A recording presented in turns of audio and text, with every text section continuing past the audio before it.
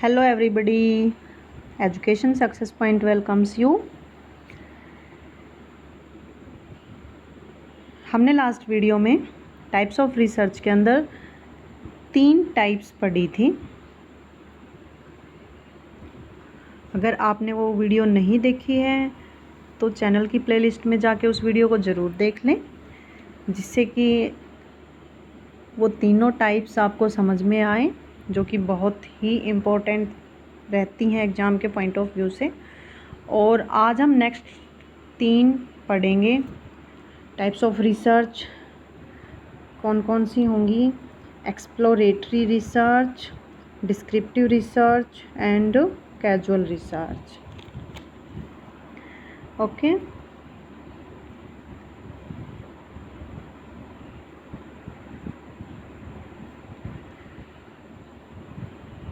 पढ़ते हैं exploratory research के बारे में। क्या होती है एक्सप्लोरेटरी रिसर्च? एक्सप्लोर मीन्स खोजना, ठीक, एक्सप्लोर करना चीज़ों को।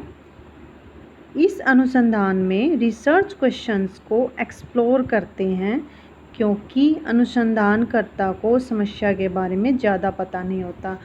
ये कैसी रिसर्च है? इस रिसर्च के अंदर रिसर्चर को ज़्यादा नॉलेज नहीं होती। जो भी उसकी प्रॉब्लम है, जो उसका क्वेश्चन है, उससे रिलेटेड उसको ज़्यादा इन्फॉर्मेशन नहीं होती, ठीक है। वो उनसे रिलेटेड जो मतलब क्वेश्चंस हैं उसकी रिसर्च से रिलेटेड, उनको क्या करता है? एक्सप्लोर करता है और उनका सॉल्यूशन है जो फाइंड आउट करने की कोशिश करता है। ओके, ये है जो ये मतलब स्ट्रक्चर्ड नहीं होती एक्सप्लोरेटरी रिसर्च, ऐसा बोल सकते हैं हम।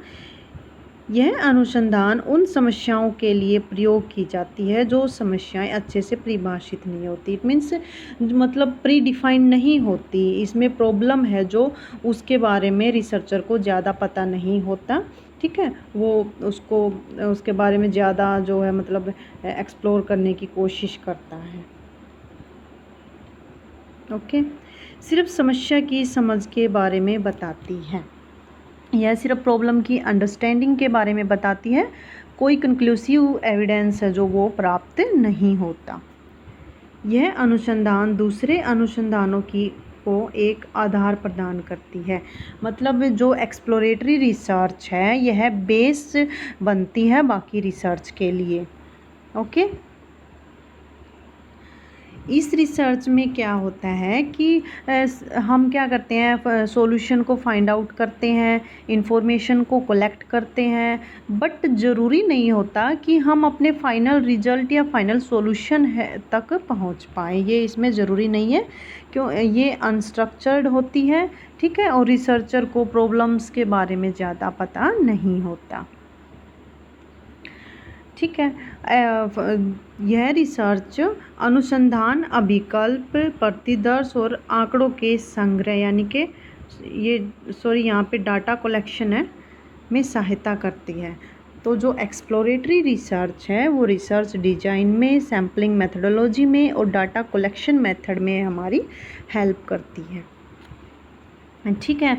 फॉर एग्जांपल हम कह सकते हैं कि जैसे आवर सेल्स आर डिक्लाइनिंग, तो इस क्यों हो रही हैं, ठीक है। मतलब हमें उसके बारे में ज़्यादा पता नहीं है। तो ऐसी प्रॉब्लम, ऐसी रिसर्च होती हैं जिस पर ज़्यादा रिसर्च न हुई हो, उस पर और ज़्यादा रिसर्च करने की हम कोशिश करते हैं, ठीक है फ्रेंड्स। नेक्स्ट है डिस्क्रिप्टिव रिसर्च। डिस्क्रिप्टिव मीन्स वर्णनात्मक, वर्णन करना, एक्सप्लेन करना। ओके,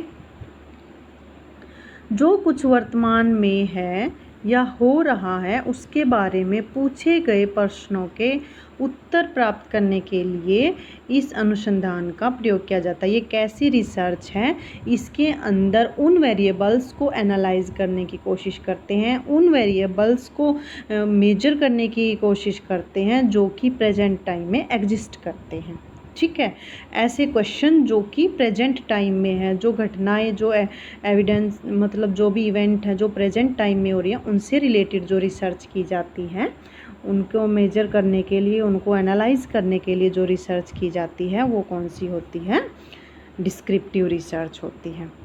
ठीक है, इसको हम स्टैटिस्टिकल रिसर्च और नॉर्मेटिव सर्वे रिसर्च भी कहते हैं, यानी कि इसको सर्वेक्षण रिसर्च भी कहा जाता है।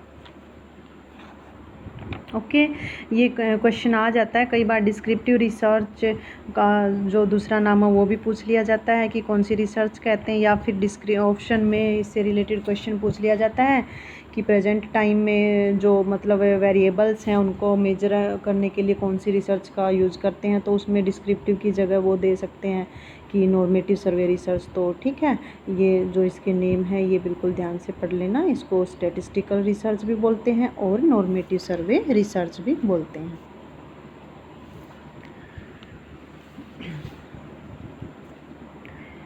वर्णनात्मक अनुसंधान में चरों पर कोई नियंत्रण नहीं होता, यानी कि इसमें जो वेरिएबल्स होते हैं उन पे रिसर्चर का कोई कंट्रोल नहीं होता। इसमें क्या होता है, जिस चीज़ कोई भी चीज़ जैसी हो, ठीक है, जो इन्फॉर्मेशन हमें जैसी मिली है हम उसको ऐसे एक्चुअल जो उसका रूप होता है उसी रूप में उसको डिस्क्राइब करते हैं। यह रिसर्च हमें क्या है मीन्स व्हाट इज एंड क्या था, व्हाट वाज के बारे में बताती है। ठीक है, जो डिस्क्रिप्टिव रिसर्च है tell us what is and what was. Okay, इस अनुसंधान के अंतर्गत प्राथमिक आंकड़ों को इकट्ठा किया जाता है। प्राथमिक आंकड़े means primary data. Primary data कौन से होते हैं? जो रिसर्चर खुद स्वयं उनको प्राप्त करता है, उनको कलेक्ट करता है, जिन आंकड़ों को, जो इन्फॉर्मेशन जो रिसर्चर है वो खुद जाके, किसी के थ्रू नहीं, खुद जाके ही उस डाटा को, उस इन्फॉर्मेशन को कलेक्ट करता है, तो वो किस में आते हैं? प्राइमरी डाटा बोलते हैं उनको। ठीक है, इस अनुसंधान में वेरिएबल तो कई होते हैं परंतु ध्यान सिर्फ एक वेरिएबल पर किया जाता है। इसमें बहुत सारे वेरिएबल आते हैं, इंक्लूड होते हैं डिस्क्रिप्टिव रिसर्च में, लेकिन जो फोकस रहता है रिसर्चर का वो किस पे होता है कि किस पे उसको अपनी स्टडी करता है? एक वेरिएबल पर स्टडी करता है। और जो डिस्क्रिप्टिव रिसर्च है वो स्ट्रक्चर्ड होती है। ठीक है, अभी हमने पढ़ा था एक्सप्लोनेटरी रिसर्च, वो अनस्ट्रक्चर्ड होती है, और डिस्क्रिप्टिव रिसर्चर है जो वो ये स्ट्रक्चर होती है। इसमें जो समस्या के बारे में पता होता है रिसर्चर को, बट एक्सप्लोनेटरी रिसर्च में वो उसके बारे में ज़्यादा इन्फॉर्मेशन नहीं रखता। आई होप कि आपको समझ में आया होगा। फ्रेंड्स, वीडियो को लाइक ज़रूर कर दीजिए,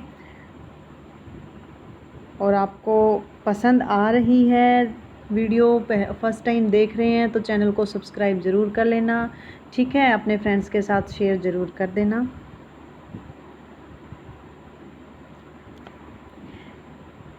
अब जो डिस्क्रिप्टिव रिसर्च है उसकी कुछ मेथड होते हैं। ठीक है, कौन कौन से मेथड यूज़ करते हैं इसमें? सर्वे मेथड, सर्वेक्षण विधि, सर्वे के द्वारा हम इंफॉर्मेशन कलेक्ट करते हैं, डाटा कलेक्ट करते हैं, बाय ऑब्जर्वेशन करते हैं। ठीक है, केस स्टडी से भी हम डाटा कलेक्ट करते हैं इसके अंदर डिस्क्रिप्टिव रिसर्च में। ठीक है, और इसके जो मेन पर्पज़ हैं वो क्या हैं? डिस्क्राइबिंग।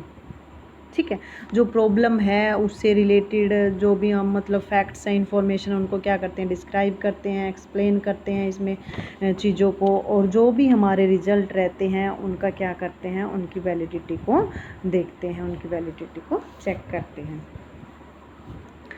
अब इसके स्टेप्स होते हैं। स्टेप्स क्या होते हैं? जब हमारे पास समस्या होती है तो हम क्या करते हैं? उद्देश्यों का निर्धारण करते हैं। ठीक है, जिस भी प्रॉब्लम से रिलेटेड हम अपनी स्टडी कर रहे हैं तो उसके ऑब्जेक्टिव्स हैं जो उनको फॉर्मुलेट करते हैं, और क्या करते हैं फिर एक मेथडोलॉजी को डिज़ाइन करते हैं जो किस में हेल्प करती है? आंकड़ों के संग्रहण में, यानी कि डाटा कलेक्शन करने के लिए हम क्या करते हैं? एक मेथडोलॉजी को डिज़ाइन करते हैं। ठीक है, कि किस विधि से, किस विधि का प्रयोग करके हम डाटा कलेक्ट करेंगे। ठीक है, कि हम सर्वेक्षण मेथड का यूज करेंगे, अवलोकन का यूज करेंगे, या केस स्टडी का यूज करेंगे। ओके, नेक्स्ट है प्रतिदर्श चयन।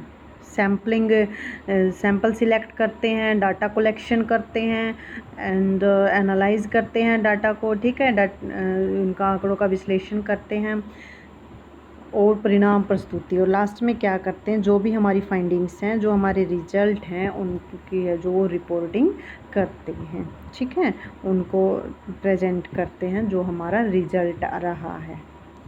ओके, तो ये इसके स्टेप्स थे मोस्ट इम्पॉर्टेंट, और इसके ये पर्पजेस रहते हैं, और इसमें जो मेथड यूज किए जाते हैं डिस्क्रिप्टिव रिसर्च में, ये तीनों मेथड हैं।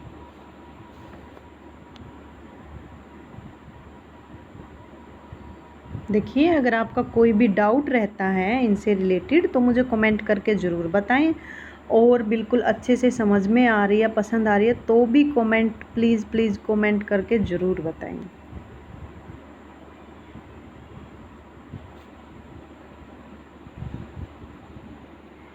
नेक्स्ट है कैजुअल रिसर्च। कैजुअल रिसर्च को क्या बोलते हैं, एक्सपेरिमेंटल रिसर्च और एक्सप्लेनेटरी रिसर्च भी बोलते हैं। वो जो हमने पहले पढ़ी थी वो थी explanatory, sorry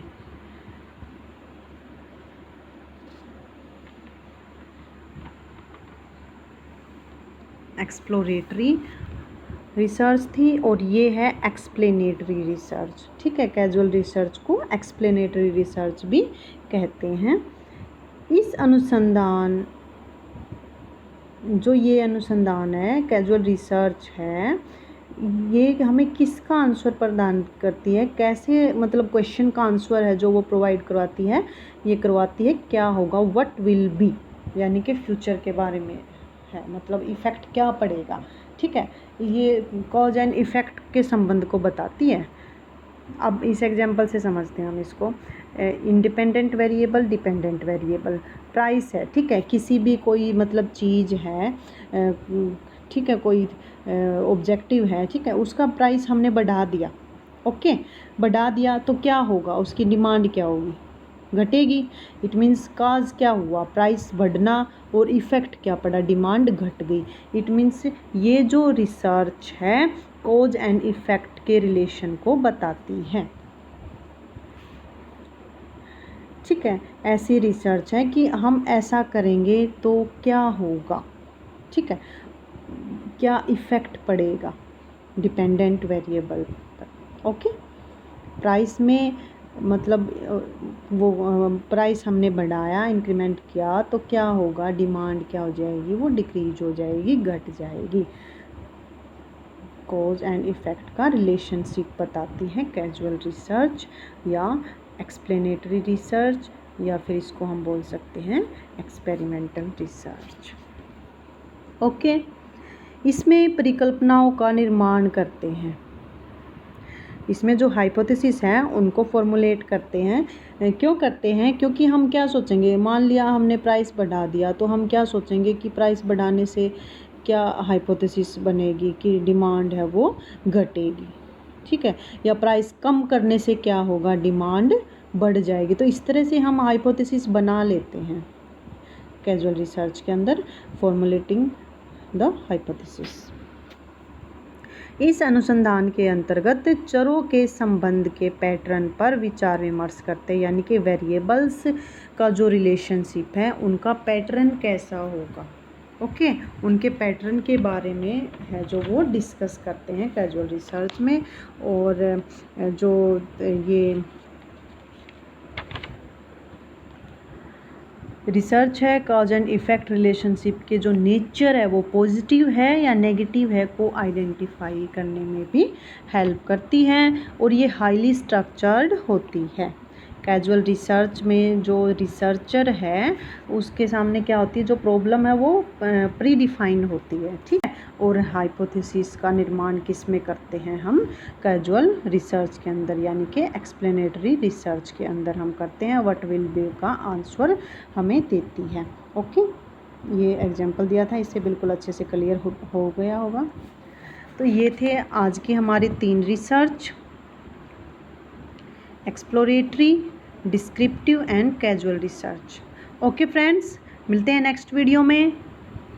like and share the video. Thank you.